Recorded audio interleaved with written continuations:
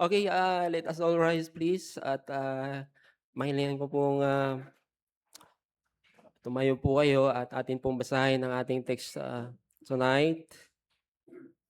I was informed na ito ang Mentor Sunday, ang hapon ay discipleship. So, basahin po natin itong, Proverbs chapter 19 verse 2 and then pupunta po tayo sa 2 Timothy chapter 3 verse 15 to 17. Are you there? Dito na po sa ano, mas malaki dito sa harap. Okay, okay, ready? Sabay-sabay. Also that a soul be without knowledge, it is not good, and he that hasteth with his feet sinneth. 2 Timothy 3:15. And that from a child thou hast known the holy scriptures, which are able to make thee wise unto salvation through faith which is in Christ Jesus. All scripture is given by inspiration of God and is profitable for doctrine, for reproof, for correction, for instruction in righteousness, that the man of God may be perfect, thoroughly furnished unto all good works. So with the theme for this month, fruitfulness in shepherding, ang aim ng bawat isa ay to have that crown for glory. So ang message, tonight ay, nais ko pong bigyan natin ng pagpapahalaga ang Bible education, amen? I mean ma-encourage yung mga taga Santa Elena na magpatuloy sa Bible school, Bible college at yung mga taga rito at, gano'n din ang mga taga La Loma Baptist Church kasi kayo ang nagfa-finance dito sa mga estudyante na ito, lalo sa Bible College. Na inyong pinapatakbo. So, ang mga institutions na ito na naitayo po dito ng Panginoon ay mga godly mentoring ito. Amen? At may reward po na crown of glory na ibibigay ng Lord lalo sa mga involved in godly mentoring. I believe, sa lahat 'no, sa agriculture, sabi ng Panginoon sa Korinto, mayroong nagbungkal, mayroong, naghanda nung, taniman, mayroong nagtanim 'no, at mayroong alis nung mga damo, may nag-cultivate, pero lahat ng, karangalan ay sa Panginoon, amen? Ibig sabihin lahat, sa mga nagfa-finance ay mayroon din po kayong bahagi doon sa reward na ito ng Panginoon. So, ang ating pamagat, ng message tonight ay bakit po mahalaga ang Bible, education katulad po ng Bible Institute or Bible College, okay? Babanggitin ko po ang, Bible Institute kasi, dito po ako nagtapos sa Bible Institute, okay? Pero kasama na diyan ang Bible College or Bible Seminary o kung ano man at, I thank the Lord kay Pastor and Mrs. Estipona, kay Pastor Melvin Brown, yung isang taon na sa transition siya ang nag-pastor dito, kay Pastor and Mrs. Toquero, sa mga naging teachers ko sa Bible Institute, Sister Odetan, okay, Sister Evelyn 'no, Brother Ronnie Legaspi, Teacher Marie, doctor 'no, sa teachers training, visual aids. Si Brother Dolet, kaklase ko 'yan pero siya ang teacher namin sa finances. Amen. At sabay kaming nag-graduate, among others. So, why Bible Institute matters. So, let us pray. Um Dakilang Ama na makapangyarihan sa lahat, maraming salamat po sa iyong salita na nagbibigay liwanag sa aming buhay, buhay pananampalataya. At, habang, kami po'y nagbabasa at nag-aaral at nakikinig ng iyong banal na salita ngayong hapon na ito ay turuan niyo po kaming, pahalagahan ang Bible education. Salamat sa inyong ginagawa sa church na ito through Pastor Ramil, sa mga programs, sa mga ministries, ay talagang, kayo ay kumikilos, sa church na ito, sa buhay ng mga believers dito. At, nawa'y maging bukas ang puso ng bawat isa na tumanggap ng hamon na ito at mabago ang mga isipan, lalo sa mga naka-enrolled na sa Bible Institute and College at patuloy na ma-transform ang buhay ng bawat isa. At mahamon din ang mga nagtapos na ipagpatuloy kung ano yung natutunan po nila sa Bible Institute. Salamat for this church na ito po ang ginamit niyo po para mabago ang aking buhay at maging kagamit-gamit po sa inyo. Salamat Holy Spirit, in Jesus' name, and for His sake we pray. Amen. At salamat po Pastor Ramil at pasensya na po na kayo po ang nabigyan ko ng malaking burden at sakit ng ulo dito sa mga galing ng Santa Elena. Pero mababait ang mga 'yan pag tulog. Okay. So kaya dito po mga minamahal, marami pong tao ang nagmamadali sa buhay at gumagawa ng mga plano o anumang desisyon sa buhay nang walang Bible knowledge. Pero sabi po dito ng Proverbs 19 verse 2, ang sabi po dito ay, also that the soul be without knowledge, it is not good. Ang kaluluwa o ang tao na walang kaalaman ay hindi po mabuti. So, bakit kailangan po ang Bible Institute, ang Bible education? Yung discipleship lessons every Sunday afternoon.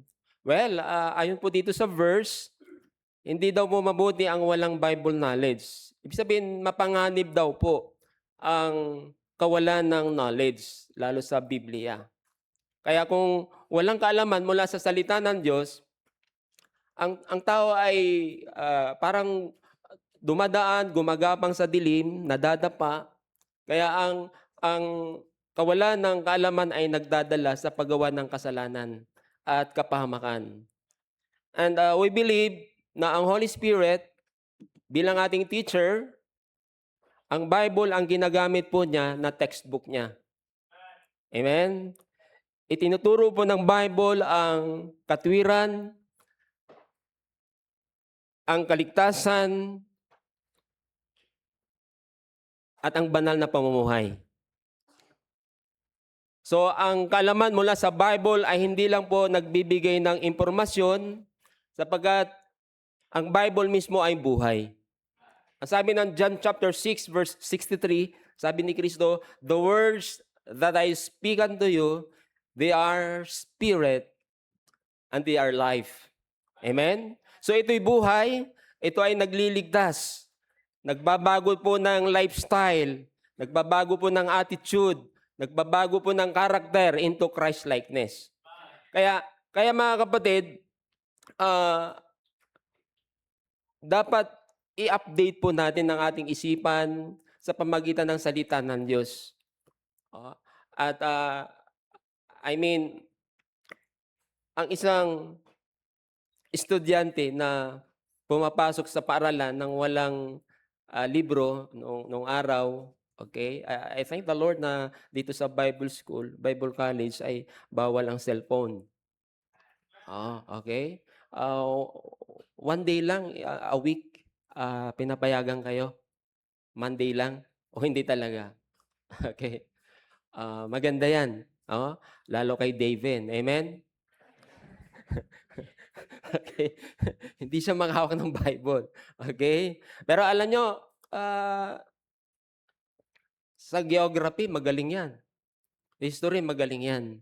Natutunan sa Bible. Ay, hindi sa textbook sa labas, no? Sa cellphone. Pero sa Bible, kailangan niyang matutunan talaga ang Bible. Amen? At para makalaya siya doon sa addiction sa gadget. And thank the Lord, no, Pastor Ramil. At unti-unti nang siya ay nahihiwalay doon sa addiction na yon. Amen? At andito ang tatay niya para gabayan ang kanyang anak. So, ganun din po sa Kristiyano na walang Bible education. Wala po tayong pandepensa laban sa anumang tukso. Wala po tayong sword of the Lord na pang-opensa at pandepensa laban sa spiritual na labanan at away bilang Kristiyano ngayon. Amen? Kailangan po natin ang sword of the Lord. Kaya kung nais po nating mag-mature, Kung nais po nating mahasa sa pananampalataya, kailangan po natin ang Bible education. Amen? Kailangan mo ang Bible school. Oo. Um, Dumalo sa mga regular na Bible study, Sunday school, at maging consistent sa ating quiet time. Ah, I thank the Lord na doon kasi sa Santa Elena, ang Bible Institute, nagsimula tayo noon. Kaya lang ay hindi po maibabawal ang cellphone sa kanila eh. Kaya mas maganda talaga dito, bawal ang cellphone. Kaya ito yung talagang kalooban ni Lord na nandito ka para mag-aral at ipagpatuloy mo yan hanggang sa ikaw ay makatapos at ikaw ay ihanda ng Panginoon para doon sa lifelong ministry na i-design ng Panginoon para sa iyo. So kung walang Bible education, walang direksyon. Kung may Bible education, may transformation. Kaya salamat, Pastor. Okay. Bagamat pasensya na kung ikaw nabibigatan at ako ay napagaan.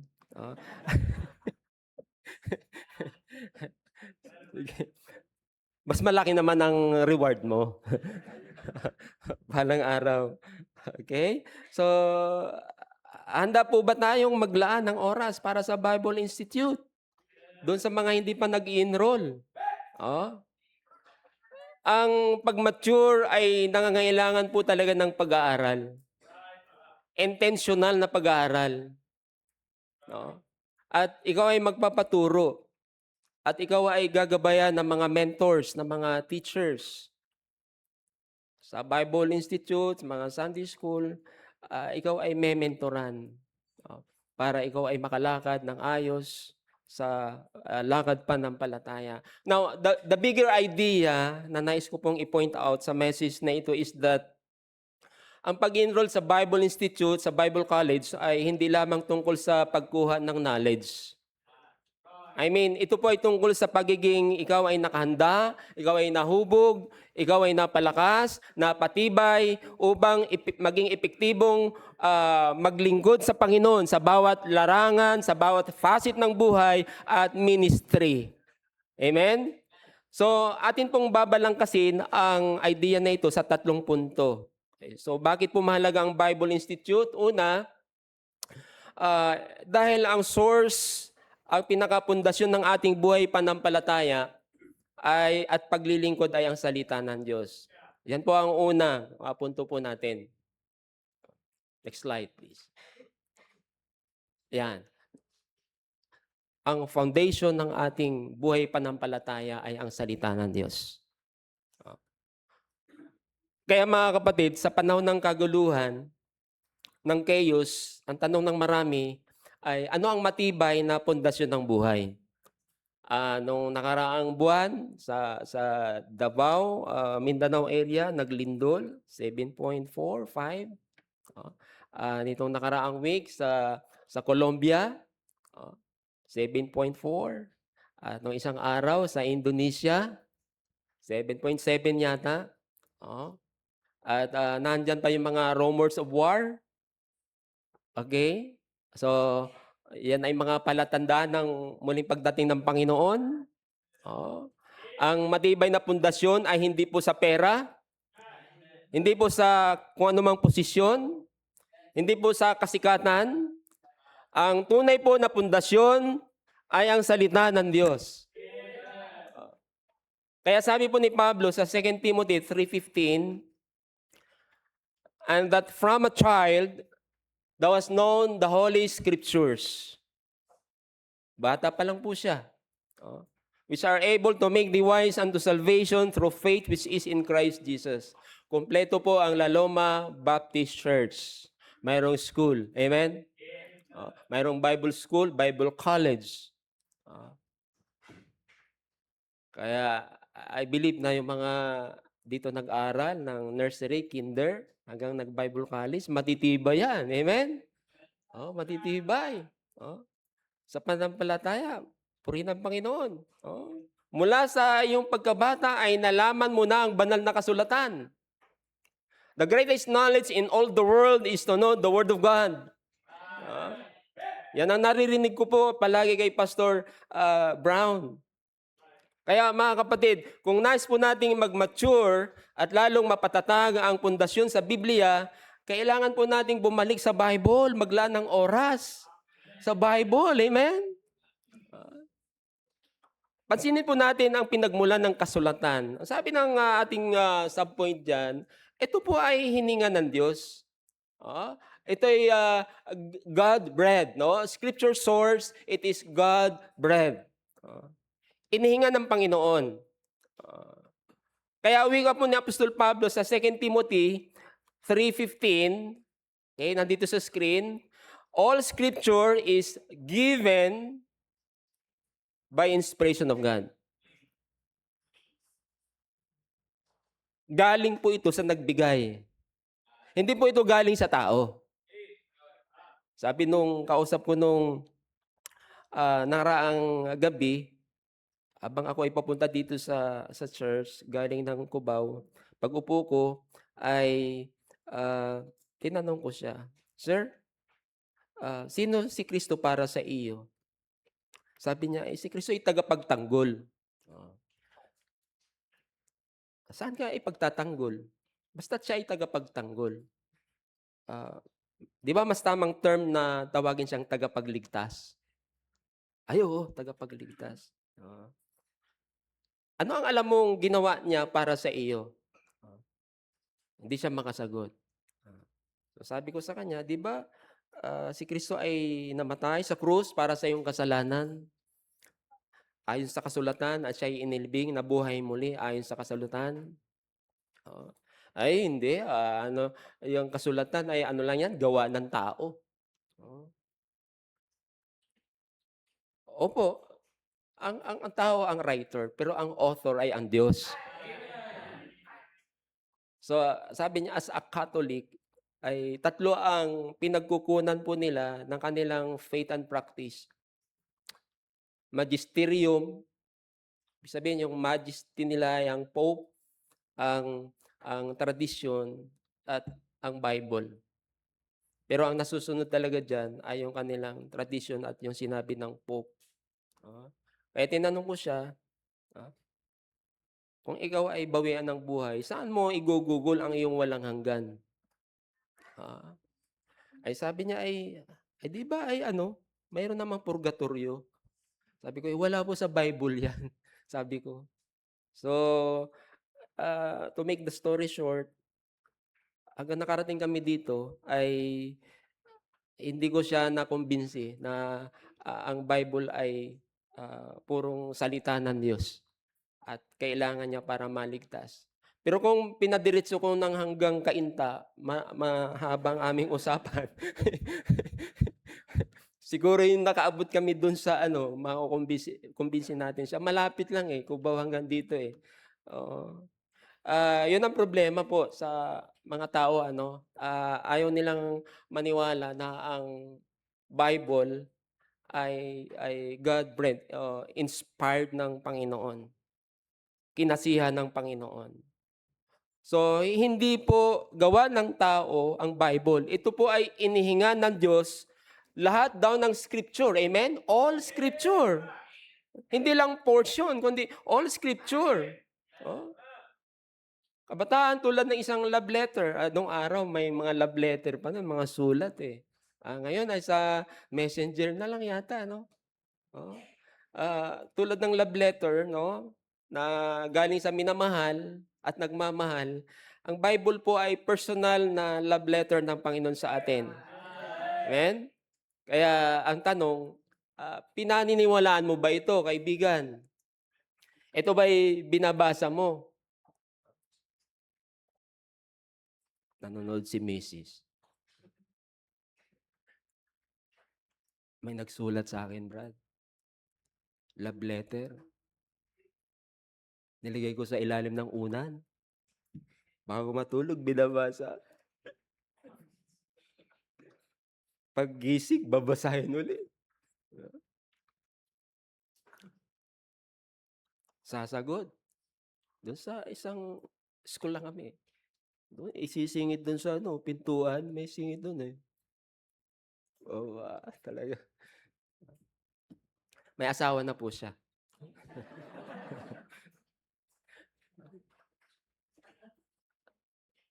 Ang salita ng Diyos ay love letter para sa atin, amen? Basahin po natin, oo. Bulay-bulayin po natin, pagnilay-nilayan po natin. Next, oo, ang kasapatan ng kasulatan. Ito po'y, lubusang inihanda, oh, para po sa atin, para sanayin po tayo. Scripture sufficiency, it equips us fully. Amen? Opo. So ang reason po ni Apostol Pablo kung bakit kailangan pag-aralan at isabuhay po ang naituro sa kanya, kasi doon sa verse 14 ay um, sa 2 Timothy 3:14, mayroon siyang binanggit na but continue thou in the things which thou hast learned. So ang reason ni Pablo kung bakit pag-aralan uli at alalahanin uli ni Timothy at isabuhay ito dahil doon sa verse 17 that the man of God may be perfect, truly furnished unto all good works. Amen? Upang ang tao ng Diyos, babae o lalaki, ay maging sakdal. No? Ang perfect po dyan ay hindi sinless perfection. Ang perfect po na sinasabi po dito ay maturity. Equipped. No? Well-trained. Sa military ay ready to battle. Amen? Oh? Kaya napakalaga ang Bible Institute, Bible College. At hindi kulang ang Bible. Oh? Hindi bitin. Ito ay kompleto at sapat na po to equip us. At hindi naman natatapos pag doon sa tapos ka ng Bible school, Bible college, hindi ka na magbabasa. Continuous ang learning. Ang ating pastor patuloy pa rin nag-aaral hanggang ngayon. Oh. Katulad ng isang kompletong toolbox. Lahat ng kailangan po natin para sa ating buhay, Kristiyano at ministeryo ay nandito na po sa Bible. Amen? At pangatlo dyan ay ang kalakasang na ibibigay ng kasulatan. Ito po yung nagpapatatag po sa atin. Scripture's strength, it makes us steadfast. Kasi ang sabi po ng 2 Timothy 3:16, all scripture is given by inspiration of God and is profitable for doctrine, teaching, for reproof, for correction, for instruction in righteousness. Kapaki-pakinabang, amen?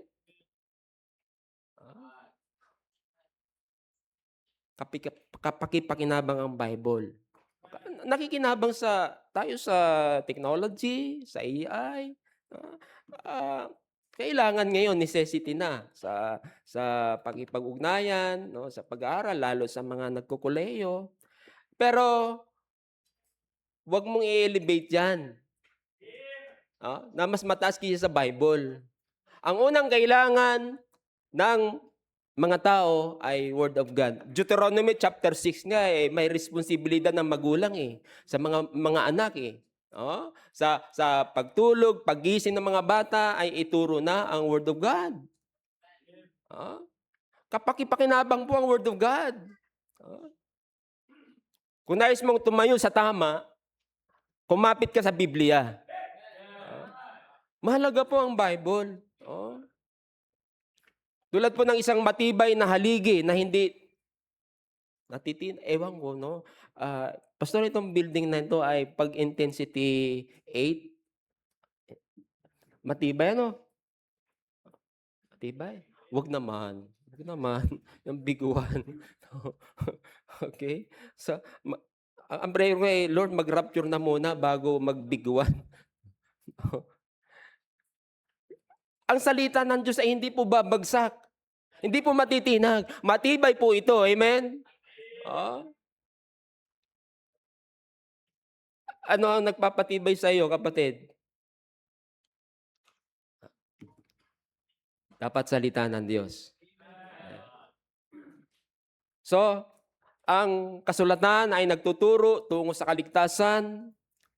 Kailangan ng taong maligtas kung ngayong hapon na ito ay hindi mo patiyak ang langit, hindi ka ligtas, at inaamin mong ikaw ay, makasalanan, inaamin mong hindi mo kayang iligtas ang iyong sarili, alam mo ang kaligtasan ay regalo, libre. Amen? Ang nag-prepare ng kaligtasan ay ang Diyos lamang. Hindi madali para sa Kanya, ang Panginoon, di madali para sa Kanya magdipa dun sa krus at mamatay, mag-alay ng dugo para sa iyo, kaibigan. Hindi madali yon. Pero kailangan niyang gawin yon dahil mahal ka. Ayaw niyang ikaw ay pumunta ng impyerno. So ang sakripisyo ni Kristo ay ikinonvert niya into a gift, regalo. Hindi ka maghihirap na tanggapin ang regalo. Just believe. May isang bata no last week, pinisin ko sa kanya yung pagiging makasalanan. Oo na, ayaw niyang aminin na siya ay makasalanan. Tinanong ko, napalo ka na ba ng tatay mo? Opo. Bakit ka napalo? Makulit ako makasalanan ako O, ay di inamin mo na ngayon, makasalanan ka. And then, sabi ko, alam mo, ang regalo ng Diyos ay buhay na walang hanggan. Si Kristo. Wala naman dito si Kristo, sa langit naman siya Paano ko siya tatanggapin? Wala akong yung kamay ba maabot ko si Kristo? Sabi ko sa kanya, alam mo ang kamay natatanggap kay Kristo bilang regalo, buhay na walang hanggan, ang kamay ay faith. Pananampalataya. Tanggapin mo siya by faith. Tanggapin mo yung regalo niyang kaligtasan by faith. Mula sa puso mo, ikaw sasampalataya sa puso, pagtitiwala na siya ay namatay, inilim na buhay muli, maliligtas ka. Ganon. Magtitiwala. And then, na-cross-examine ko, pag namatay ka ngayon, saan ka pupunta? Sa langit. Kung kahapon namatay ka, saan ka sana ngayon? Sa impyerno. Dumating na yung teacher Hindi ko natapos. Okay? Tinututuran ni Mrs. Pero, naintindihan ng bata na ang kaligtasan ay by faith alone, in Christ alone. Amen? Hindi gawa mo ang magliligtas sa iyo, kundi gawa ng Diyos ang nagliligtas. Amen? This is the work of God. John chapter 6 verse 29. Hindi gawa mo, hindi karagdagan ng gawa mo, kundi purong gawa ng Diyos ang kaligtasan. Sabi ni Kristo, it is finished. Yan ay natutunan ni Timothy mula sa kanyang pagkabata. Amen? Kaya, doon sa verse 16, sabi ng Bible, ang kasulatan ay nagtuturo, nagsasaway, gumagabay. Kaya sabi niya sa verse 17, ang kasulatan ay nag-equip para sa mabuting gawa. So bilang ligtas, gagawa na ng mabuti. Amen? Okay? So, mga kapatid, wala pong ibang aklat ang makapapantay sa ating Bible. Amen? Hindi po ito outdated. Ito ay updated kaysa sa AI. Amen? So, kung ang pundasyon ng ating buhay ay social media, mabubuwal tayo. Karamihan ng false, wrong information, nandyan sa social media. Pero dito, walang false information dito. Ito ay pure, holy, banal, 100% na totoo. Amen? Kung gaano katotoo ang Diyos, totoo ang kanyang salita. Amen? So, kapag sa pera, mawawala po yan. Kung sa tao, mabibigo po tayo. Pero kung sa salita ng Diyos, mananatili po tayong matatag. Amen?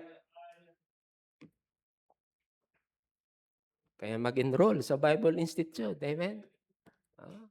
Para makapagbasa ng Bible araw-araw. Kasi intentional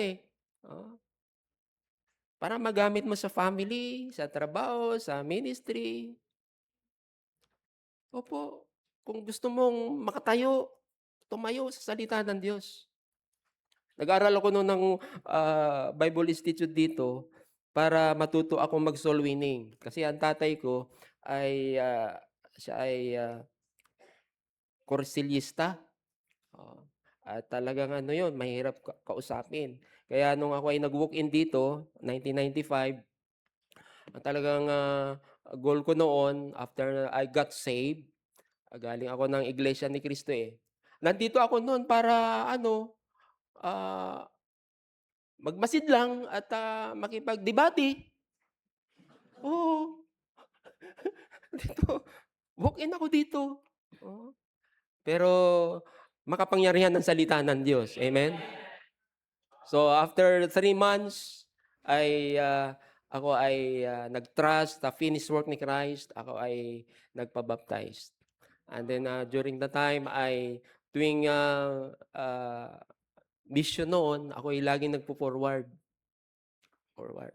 Oo, tinanong ako ni Pastor Ruben, "Oh, bakit ka nag-forward?" Oo, tinatawag ako ng Panginoon. 'Di makapaniwala sila. Tinatawag ako ng Panginoon. 'Di nag-ano ako, enroll, oo. And then, salamat sa tiwala, oo, ni Pastor Estipona. Kinuha akong staff worker niya, oh, baguhan. Opo. Oh, so ako'y taga-ayos ng mga electric pan dito, walang pinipiling trabaho, taga-linis ng CR, oh, okey. At, anong nangyari mga kapatid, maraming mga struggle 'no, struggle. Kaya sabi ni Mrs. Estepona no'n, nung ako'y, ipakilala ni Pastor Ii do'n sa may Kamuning, "Delia, kasama ko si Brother Charlie, oo, siya ay nagsuko na mag-staff worker. Brother Charlie, ang dami mo pang bigas na kakainin." Oo, nahamon ako na magpatuloy, amen. Marami palang bigas dito, eh. Dito dito ako nag-stay na ako dito sa church, oo, amen. So nung nakatapos na, umuwi ako sa probinsya at, kinausap ko yung mga kapatid ko. 12 lang kami, mga kapatid. Inisa-isa ko, oh, si ano kausapin, solwin ko. Tapos paglabas nila, "Anong ginawa ni kuya sa'yo, anong ginawa?" Binasahan ako ng Bible. Next, isa-isa. Panghuli yung tatay ko. 6:00 galing trabaho, ba ito'y mahirap-hirap. Pagod na rin ako, yung isip ko pagod na rin pastor. Ah, ay talagang mahirap ang tatay, oo. Pero nag-conduct ako ng Bible study at inipon ko yung mga kalahi ko doon, angkan ko, nasa 100 yata kami, isang event, oo, ay talagang, nakakaiyak. Nung ako ay nandito, ako ang nagpapalabas nung film showing, yung Burning Hell, bawat kanto diyan. Ako akong humaliligay ano, Pastor Bin. Habang pinapalabas ko yung Burning Hell, ako ang umiiyak at pinuputol yung sa gitna, invitation. Umiiyak ako. Kasi ang naalala ko ang nanay at tatay ko. Ah, mga kapatid ko pupunta sa impyerno kung hindi ligtas. Kaya mga kapatid, malaking tulong sa akin ang Bible Institute. Oo. Eto ako ngayon dahil sa Bible Institute, dahil sa La Loma Baptist Church. Oo. Yung mga kasabayan ko mga patay na, eh. Oh. Nung hindi ligtas, yung mga hindi ligtas, nung araw na hindi yung kasabayan ko sa Bible Institute. Nung kabataan ko, kasabayan ko dun sa kababatan ko sa elementary, high school. Brother Dole, wala ka pang asawa. Sana pagbalik ko, may asawa ka na. Amen? Para makadaan na naman ako dito. Ang bait nga ng pastor, tuwing dumadaan ako dito, pinagpi-preach ako.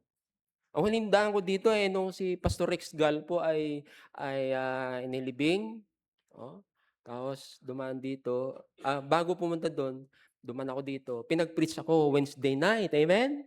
Oo. And then, ngayon nasundan na naman, amen?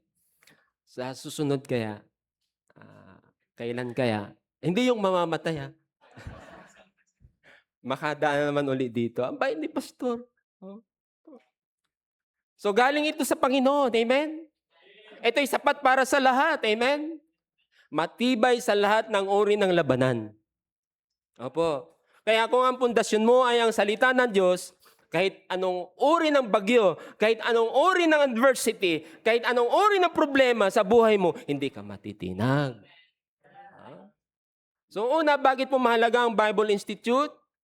Dahil ang Bible Institute ay nagbibigay ng maayos na pagsasanay upang lalong lumalim ang ating kaalaman sa salita ng Diyos. Dahil kung walang matibay na pundasyon, ang ministry ay magiging mababaw at hindi po effective. Hindi ka makakapag-mentor. Nang maayos. Lalo kung mahina ka sa mga doktrina naglipa na ngayon, baka ikaw ang mamentoran nila ng maling doktrina. Dapat tama ang doktrina mo na ginagamit sa pagme-mentor o pagdi-disciple mo. Dahil kung mali, hindi ka mentor, tormentor ka.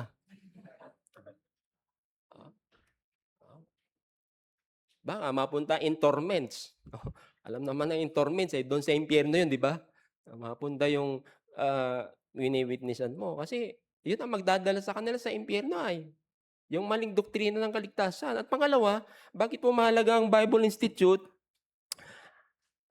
Ito ay para sa pagbuo ng mga alagad. I mean, ito ay ginagamit para formation of disciples. Yan po. Mga minamahal ko po dito sa La Loma Baptist Church, bago po umakyat si Lord Jesus Christ doon sa heaven, iniwan po niya ang kanyang huling habilin, yung dakilang atas niya. Now, ang Great Commission ay hindi po advice. Hindi po ito mungkahi. Ang Great Commission ay atas po niya. Amen? Ang sabi po ng Matthew 28 verse 19, "Go ye therefore and teach all nations, baptizing them in the name of the Father and of the Son and of the Holy Ghost, teaching them," verse 20, "teaching them to observe all things whatsoever I have commanded you, and lo, I am with you always, even unto the end of the world. Amen." Ay nagpapasalamat po ako sa mga teachers, sa Bible Institute, sa mga staff workers, at sa mga members.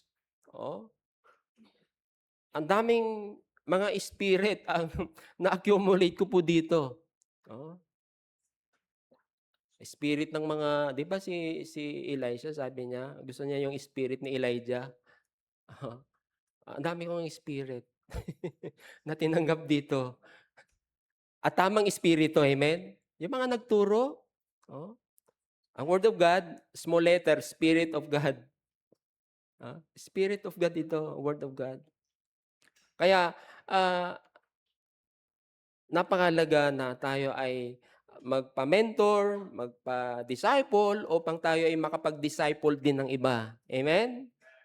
Kung nais po nating maging tapat sa Panginoon, kailangan po nating sundin ang kanyang atas na mag-train ng mga alagad ni Kristo. Kaya ang pag-enroll sa Bible Institute, Bible College dito ay naghahanda sa mga believers upang tuparin ang dakilang atas ng Panginoon na humayo kayo at gawin yung alagad ng mga tao.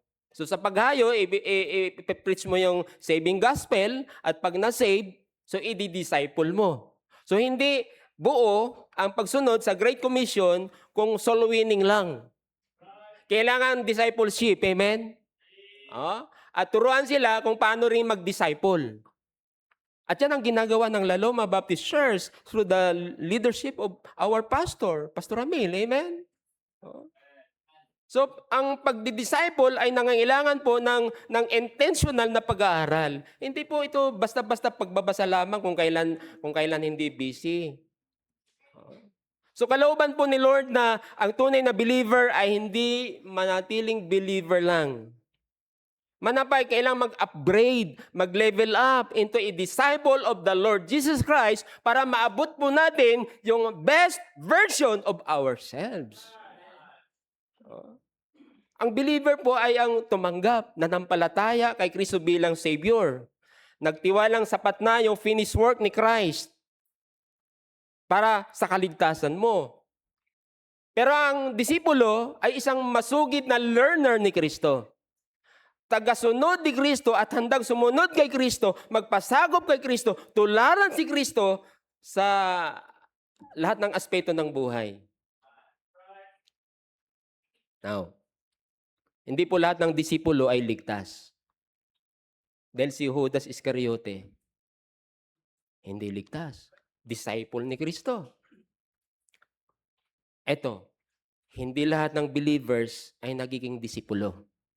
Bakit? Ayaw nilang dumaan doon sa process ng discipleship. Kailangan ang sacrifice sa discipleship. Kaya bago mo nga rin maging disciple ni Kristo, una, believer ka muna. Huwag mong gayahin si Judas Iscariote. Believer muna ni Kristo, amen? And then, pag believer na, huwag kang manatiling believer lang. Maging disipulo ka ni Kristo. Now, I believe na ang highest level of relationship with the Lord Jesus Christ ay yung pagiging intimate na friend niya. Iyan yung pinaka-best version of ourselves. Maging best friend tayo ni Kristo. Amen? Kasi pag best friend, alam mo na yung mga sikreto sa isa't isa eh. Kaya napaganda yung program dito, no? Discipleship, Sunday school, home Bible study, yung dito sa afternoon service, tinuturuan kung paano mag-disciple. So, kailangan intentional. Paglalaanan mo na talaga ng oras. Amen? Kasi kung isipin mo lang kung kailan ka lang available, saka ka lang dadalo, I think magiging mababaw. Kasi intentional talaga ang discipleship. No, nung sinabi ng Panginoon sa mga kila Pedro, kila Andro, Matthew 4:19, di ba? Soul winners, alam niyo yung Matthew 4:19. Follow me and I will make you fishers of men. Sa verse 20, anong sabi doon? No? Intentional na iniwan po nila ang mga lambat nila. Nagsisunod sila sa Panginoong Jesus at 3 years po silang tinuruan ng Panginoon sa Bible Institute ng Panginoon. Di ba? Dito naman, hindi naman itinuturo ni pastor na iwanan nyo yung pamilya nyo o yung trabaho nyo. Hindi naman eh. Pag nag-enroll ka sa Bible Institute, twice a week yun, di ba? Pastor? Twice a week. Kaya ang Bible Institute, ang learning po dito ay intentional, malaliman pong pag-aaral at pagkatuto. Kaya lumalalim po yung ating pagkakaugat sa pundasyon ng ating panampalataya kay Kristo at sa Bible. So generally, ang Great Commission ay utos para po sa lahat ng believer na ipahayag ang mabuting balita. Ipangaral ang ebanghelyo sa buong mundo. Proclaim the gospel. We must go and share. Amen? So hindi po tayo tinawag para magkulong sa kwarto, mag-Facebook, maglaro ng ML. Ano ang latest ngayon? ML pa rin? Roblox? Hindi ka tinawag ng Panginoon. Hindi yan kalooban ng Panginoon sa isang mananampalataya. Kalooban ng Panginoon ay humayo at ipagsabi ang mabuting balita ng kaligtasan. Amen? Dapat kang magpasalamat na wala kang cellphone from Tuesday hanggang Sunday. Kasi nasusunod mo ang panawagan, ang kalooban ng Panginoon. Masasanay ka rin. Ng 3 taon. Amen? Amen? Amen? Next, dahil dumadaan na sa formal training bilang disipulo, so ituturo ang salita ng Diyos at mag-disciple ng iba. Present the truth, we must teach the word. Sa ating point, no? Next slide, bro. Present the truth. teaching them to observe all things whatsoever I have commanded you. Ano po ang itinuturo ng Laloma Baptist Church? The church that preaches and teaches the Word of God. Amen? Ang salita ng Diyos. Wala po tayong maituturo kung wala po tayong input. Kung wala po tayong training, kung wala po tayong knowledge.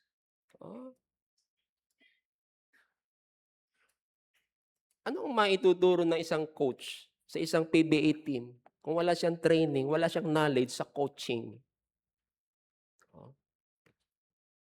Anong may sasabi niya doon? Wala siyang training. Wala siyang maibibigay na ganito ang play ha, 2 seconds na lang. Alangan na mag-inbound siya doon sa sa napakalayo. 2 seconds na nga lang eh.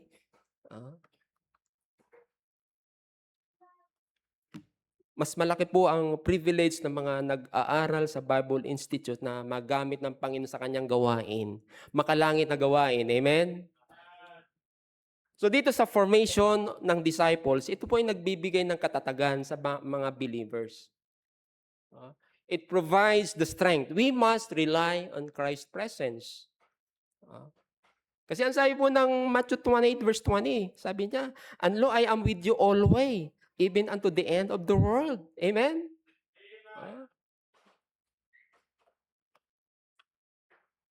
Pastor, hindi po kayo nag-iisa sa pagtitrain. Kasama niyo pa ang Holy Spirit. Amen? Staff workers, Bible College student, Bible Institute student, hindi po kayo nag-iisa sa pagtitrain. Kasi tinitrain kayo, magtitrain din kayo ng iba, magre-reach out kayo. Kasama po natin ang Panginoon, ang Espiritu ni Kristo. Katulad ng isang coach na laging nasa tabi ng kanyang team, si Lord Jesus Christ ay laging kasama ng kanyang mga disipulo. Kaya sa inyo na maaring hindi naman lahat ay maaring makapag-aral talaga ng formal, pero sinisikap nyo na lahat ng services ay daluhan nyo, abay nakaka-bless yan.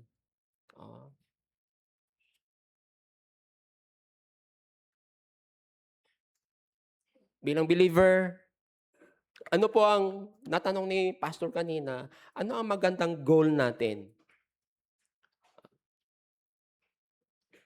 Well, magandang goal, maging learner, maging alagad, maging disipulo ni Kristo. Amen? At bilang disipulo ni Kristo, ang goal natin ay mag-duplicate. Mag-multiply ang mga disipulo ni Kristo.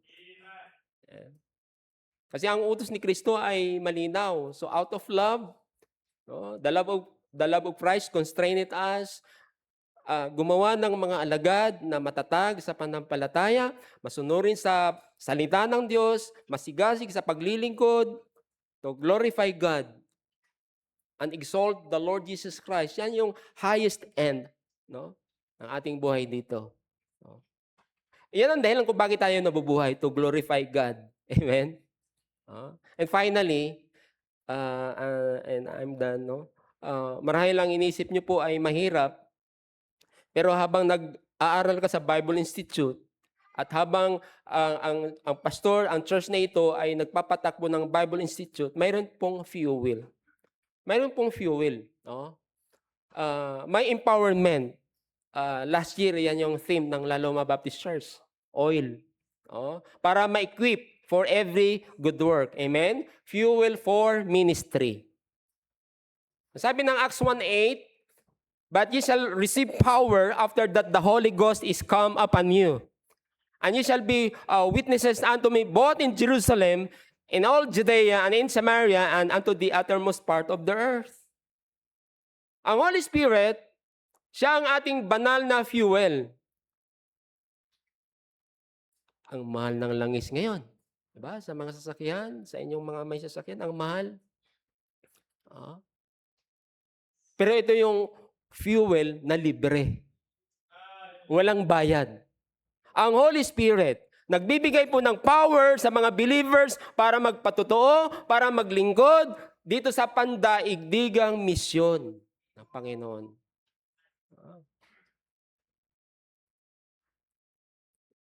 Ang Kristiyano na hindi puspos ng Holy Spirit ay hindi makapaglilingkod ng epektibo sa kanyang gawain.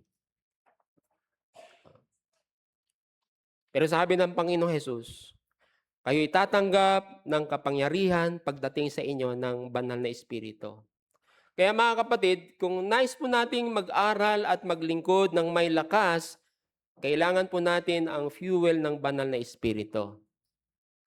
Kung ikaw ay estudyante at gusto mo nang umayaw, gusto mo nang umuwi, gusto mo nang tumigil, mag-pray ka sa Holy Spirit. Lord, empower me. Lord, empower me. Umiyak ka sa Panginoon. Kasi ang hinihingi mo, para naman sa Panginoon eh. Para sa kaluguran ng Panginoon. First, nagbibigay siya ng power para sa ating pag-witness. Ang Espiritu ang nagpapaliyab sa ating patutuo. Power for witness. The Spirit fuels our testimony. Kaya malinaw ang Acts 1:8, mga kapatid. Sabi niya, but ye shall receive power after that the Holy Ghost is come upon you, and ye shall be witnesses unto me.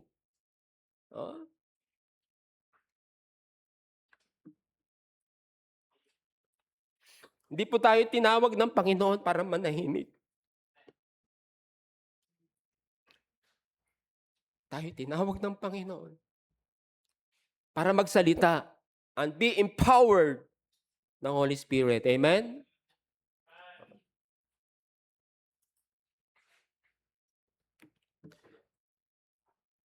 Minsan nakakapagod din, Pastor, magturo sa church.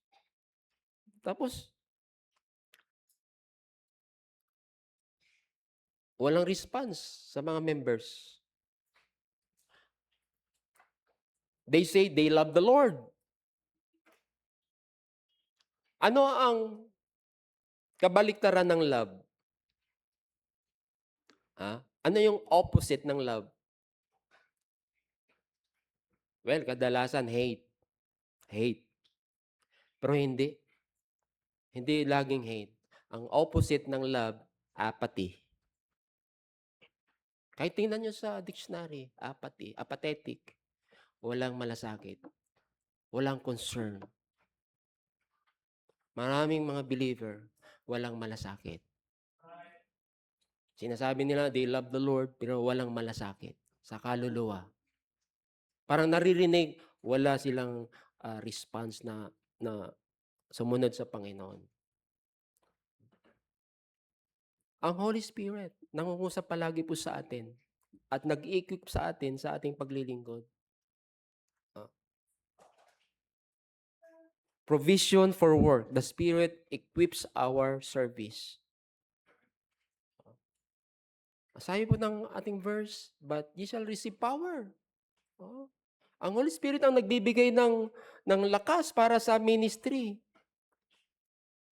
Tulad ng manggagawa na nangangailangan ng mga tools, ang Holy Spirit ay nagbibigay ng mga gifts, ng abilities, ng power o kakayanan para sa paglilingkod sa Kanya. Sino po ang nag-i-equip po sa atin? Ang Holy Spirit. At may kinakasangkapan ang Holy Spirit to equip us. Our pastor, ang mga teachers, staff workers, even members. Dito sa Laloma, ang daming members na nagme-mentor sa akin.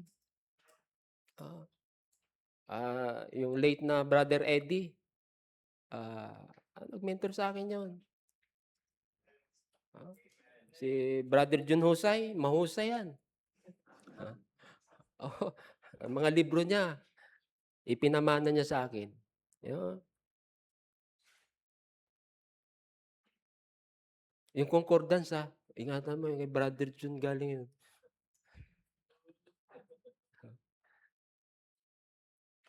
So, ginagamit po ng Holy Spirit ang proper training ng mga believers Sa Bible Institute to fuel the ministry, kinakasangkapan niya ang pastor, ang mga instructors, mga teachers, oh.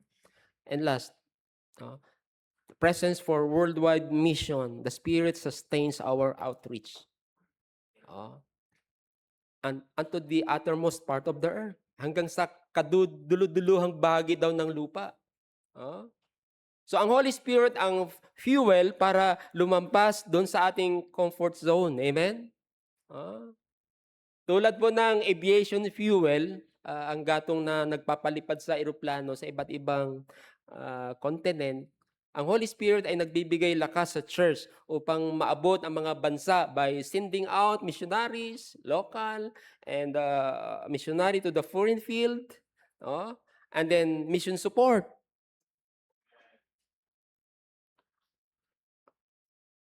Kaya salamat sa Faith Promise Missions Program ng La Loma Baptist Church. Mula pa kay Pastor Brown at ngayon ay talagang through Pastor Ramil ay lumaki ng lumaki.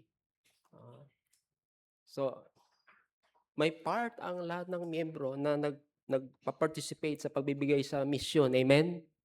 At ganoon din sa finance sa Bible College and Bible Institute. May part din po kayo sa reward ng Panginoon. So hanggang saan po ang ating misyon? Hanggang sa kaduluduluhang bahagi ng mundong ito. We all must pray for world missions. We can give for world missions. And some go for us for world missions. Pastor, paano kung lahat ng miyembro ay humayon na sa world missions? Lahat ng miyembro. Kasama si Sister Edeth. May ipapalit ang Panginoon. Amen? Ibig sabihin, sobra-sobra na. Kasi lahat ng miyembro nagdala ng bisita every Sunday, nag-disciple, siguro talaga makukuha na itong likod, Pastor. Mapilitan na. At pagka sobra-sobra na, sige, sobra na dyan, punta na kami sa mission field, Pastor. Wow! Yun yung problemang, magandang problema. Handa nyo lang yung book ni Pastor. Puputi yan. We love our pastor. Amen? So, hindi po ito lakas ng tao. Ito po ay lakas ng banal na espiritu. Okay? Kaya, ang ministry, kapag pinatatakbo lang ng tao, mapapagod po tayo. Pero dahil ito ay pinapatakbo ng fuel ng Holy Spirit, tayo magliliwanag at makapagbibigay ng glory sa ating Panginoon. Kaya isik po natin palagi ang feeling, anointing ng Holy Spirit araw-araw. Amen? Umasa sa Panginoon, sa panalangin, okay? Sa pangangaral at sa paglilingkod, laging ang tiwala natin ay sa Panginoon. Kaya mga minamahal, ang pangunahing fuel for ministry ay hindi po talento. Hindi yung pera na pumapasok sa offering. Hindi rin po programa. Ang ganda ng program, no? Ang talagang pangunahing fuel for ministry ay ang Holy Spirit. Ang Bible Institute ay nagpapalakas sa mga spiritual na kaloob, naghahanda sa mga believers para sa paglilingkod. Dumating ako sa La Loma Baptist Church, wala akong alam sa Bible. Zero. Galing ako ng Iglesia ni Cristo eh. Bawal doon ang magbasa ng Bible. Makikinig lang sa pag-aral ng ministro. Pero dito po talaga ako natuto. Unang exam ko kay Miss Tan, 67 ako. 67 ang grade ko. Hindi ako nag-give up. Nagtuloy pa rin ako. Amen? Ang pagsasanay sa Bible Institute ay nagbibigay ng kumpiyansa at tapang sa pangangaral, sa pagtuturo at pagbabahagi ng Ebanghelyo. Kaya kung talagang hindi kalooban ni Lord na mag-enroll ka sa Bible Institute, but be faithful as a soul winner for Jesus. Pero hindi ka makapag-soul win kung hindi mo alam ang Romans 3:23. Hindi mo alam ang Romans 6:23, hindi mo alam ang Romans 5:8, at hindi mo alam ang Romans 10:9. Oh, kailangan alam mo 'yan, amen? At brother, 'wag mo lang basahin yung verse. Kailangan alam mong ipaliwanag. Amen? Oh, sabi ng Bible, Romans 3:23. Ang sabi ng Bible ay Romans 6:23. Ipaliwanag mo muna. Romans 3:23. Amen? Oo. Para gamitin ni Holy Spirit na i-convict, illuminate yung tao. So, alam niyo na 'yan, no? Believe ako sa ministry ng La Loma Baptist Church, lalo sa Bible Institute. So,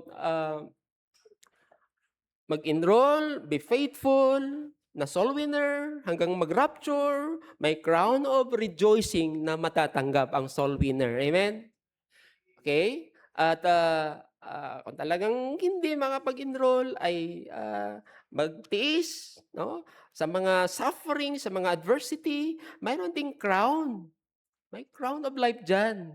Oh, maging faithful sa paghintay sa Panginoon Hesus, mayroong crown din diyan sa paghihintay sa kanyang pagdating.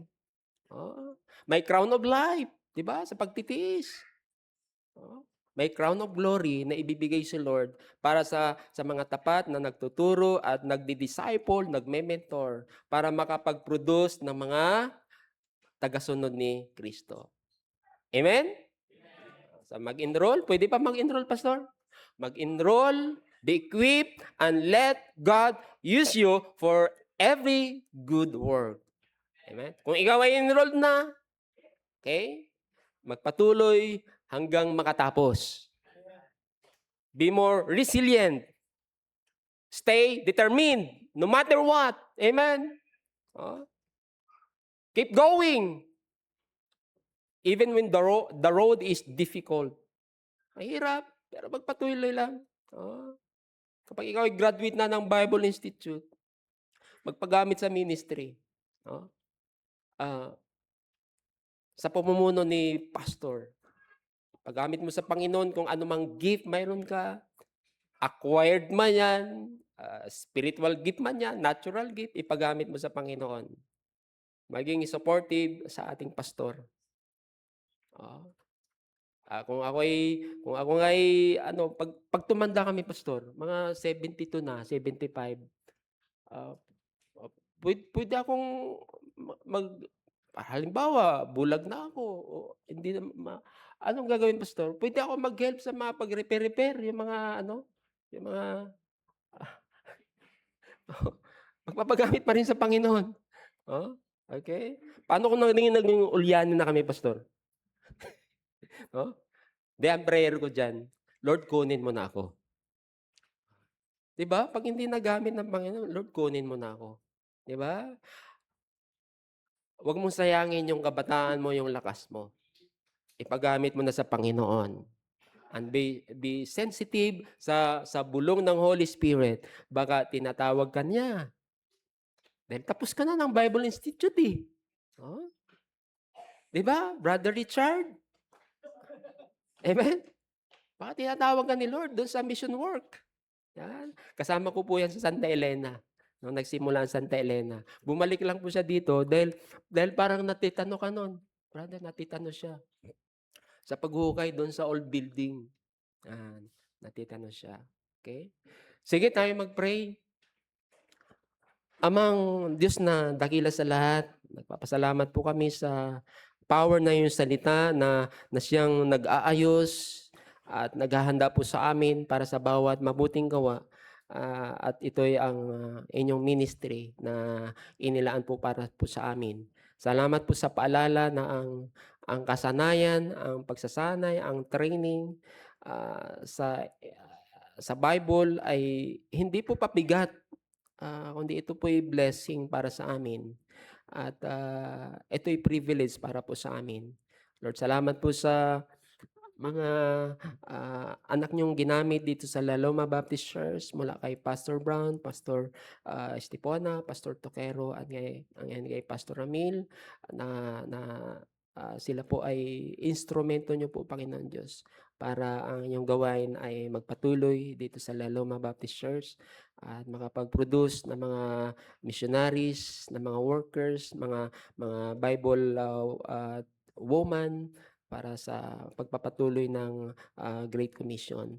At Lord, naway ang panawagan na dito na mag-enroll sa Bible Institute at doon sa mga naka-enroll na ay magpatuloy ay mag-udyok sa bawat isa na magtiis at magpatuloy hanggang sa makatapos at mahubog bilang mga disipulo at patuloy na ma-empower niyo po sa ministeryo. Idinadalangin po namin ang bawat isa na inyo pong kilusin ngayong oras na ito sa invitation time. Salamat na po. Ito po ay aming dalangin in Jesus' name. Amen at amen. Pastor?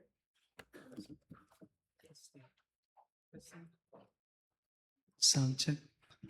Okay, so dumako na tayo sa ating invitation. So, doon sa Bible Institute po, doon sa mga nagtatanong siguro, bakit na-discuss yung Bible Institute?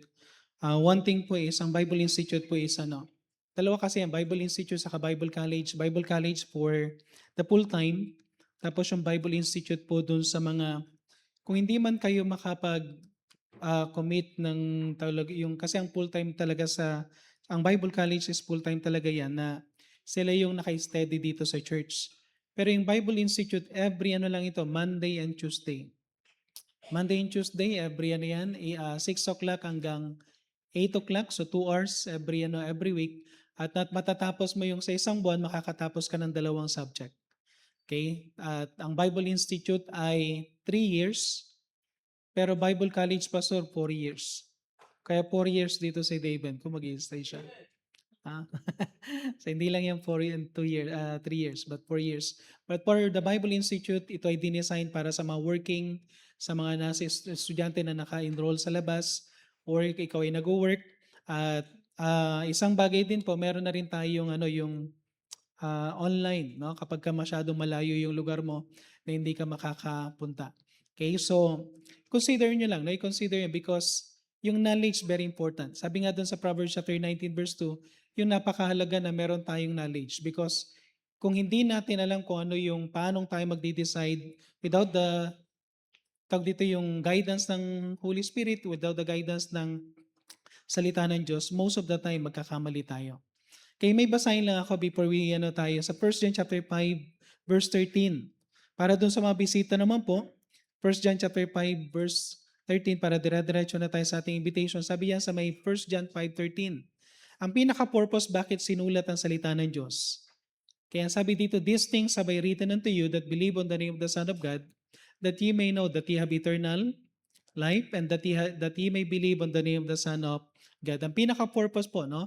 Na isinulat ang salita ng Diyos is not para maging knowledgeable tayo sa maraming bagay sa Bible. Ang pinaka-importante sa una sa lahat, aanihin mo yung knowledge sa Bible kung yung kaluluwa mo hindi mo alam kung saan patutungo. Ang sabi sa Biblia, sinulat ang Biblia para manampalataya ka sa pangalan ng anak ng Diyos. Not about religion. Hindi ang La Loma Baptist Church. By the way, walang reliyon na makakapagligtas. Ang sabi dito, para manampalataya ka sa anak ng Diyos, and that is the Lord Jesus Christ, para malaman mo that ye have eternal life. So ibig sabihin, hindi ka papatay, pwede mo nang matiyak. Okay? Wala ka pang, hindi pa dumarating sa ating kamatayan, pwede mo nang matiyak. At yan ang pinaka-example ng pinakamagandang example dito is yung magnanakaw dun sa cross. Yung magnanakaw sa cross, alam niya mamamatay siya by 3 o'clock, papatayin siya dahil babasagin yung kanilang tuhod. But before it happened, tumingin siya sa Panginoon. Okay? Wala nang pagkakataon para magpalit ng reliyon. Wala nang pagkakataon para magbagong buhay. Wala nang pagkakataon para humingi ng tawad sa lahat ng nagawa niya ng kasalanan. Pero meron pang pagkakataon na tumawag sa Panginoon. At nung siya ay tumawag sa Panginoon, very simple yung panalangin, Panginoon, alalahanin mo ako pagdating mo sa iyong kaharian. Ang sabi ng Panginoon, nagbakasakali lang, sabi niya, alalahanin. Hindi niya nga sinabi na dalhin mo ako sa langit. Nagbakasakali yung magnanakaw sa cross na baka sakali lang, no? Nagsabi lang siya sa Panginoon, nagulat siya. Ang sabi ng Panginoon, ngayon din, isasama kita sa paraiso. Ang kaligtasan po ay pagnanampalataya tayo sa Panginoon. Ito ang nakakalungkot. Maraming reliyosong tao, maraming ginagawa sa church, maraming alam sa Biblia, katulad ng mga Pariseo, pero hindi pumunta sa langit kung walang pagtanggap sa Panginoon Jesucristo bilang tagapagligtas.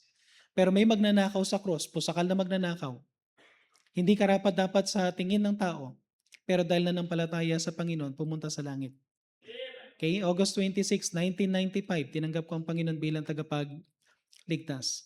At hindi ko makakalimutan yung date na yon, and I pray na sa mga nakikinig po dito, kung gusto mo magkaroon ng katiyakan ng kaligtasan, sabi nga po kanina, itong salita ng Diyos, dito tayong pagbabatayan natin. Okay? At ang salita ng Diyos ay nagsabi na ang Panginoon Jesucristo ay namatay sa cross para bayaran ang ating kasalanan at wala nang ibang daan patungo sa langit kundi ang Panginoon Jesucristo. Ang kailangan mo lang gawin, sabi sa John 3:16, kung sino man yung manampalataya sa Kanya. Hindi mapapahamak kundi magkaroon ng buhay na walang hanggan. Kung yan ay gagawin mo personally, pwede ka magkaroon ng katiyakan ng kaligtasan. So pwede tayong tumayo lahat, magkaroon tayo ng short invitation at sa lahat po ng mga mananampalataya, I pray na naunawaan natin na napakahalaga po ng salita ng Diyos. Kaya pag nandito tayo sa church place, pag nandito tayo sa church, maganda talaga. Basahin mo yung salita ng Diyos. Ang Bible mo, personal Bible mo, ako mayroon akong personal Bible sa bahay na ginagamit ko na yung binabasa ko talaga, ginuguhitan ko yun. Medyo hindi ko lang ginagamit dito sa church kasi malaki. One time ginamit ko dito eh. Napagod ako, akala ko nag-wait. Ang laki kasi ng ano na yon. Pero sa bahay, yun ang ginagamit ko. Ginuguhitan ko yon.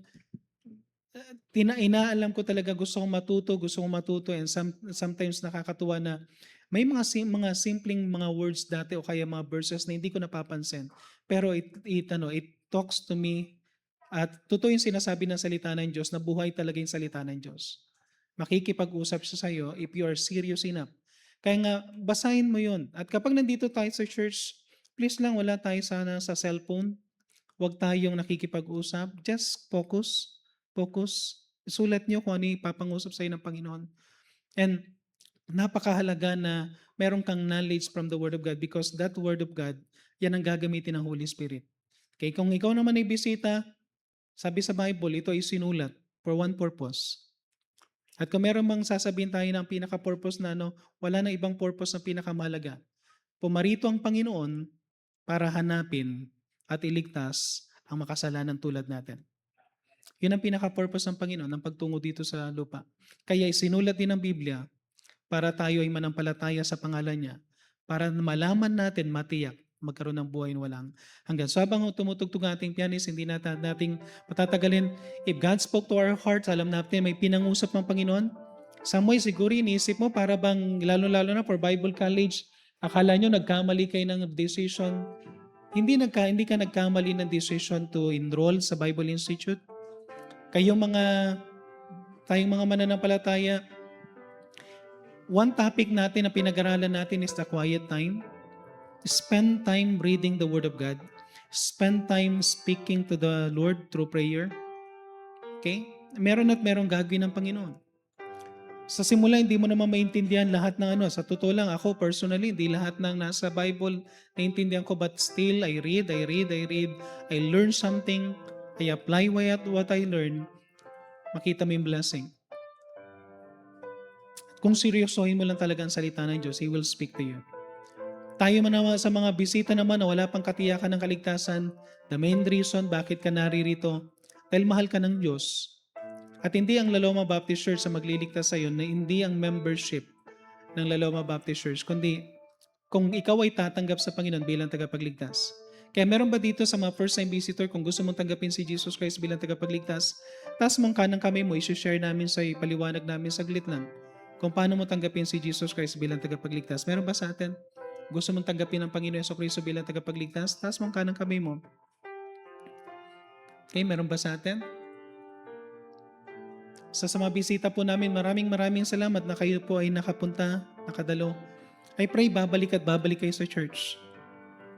If you want to learn the truth, sabi nga, kapag nalaman natin yung truth ang magpapalaya sa atin. And I'm thankful na nakasama namin kayo, yung mga bisita namin. Okay, so sa mga members, prioritize to read. Okay?